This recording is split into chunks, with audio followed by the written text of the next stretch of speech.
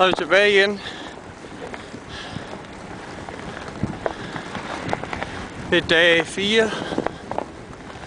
Jeg er nu kommet ud af bjergpasset og kører igennem noget mere fladt terræn. Jeg tænkte, jeg lige kunne optage lidt. Jeg kører på en kæmpe frossen sø nu her.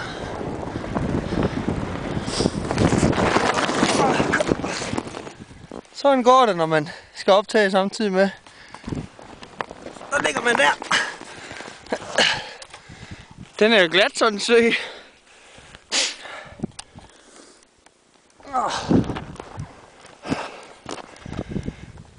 Nå, det er hvad der sker.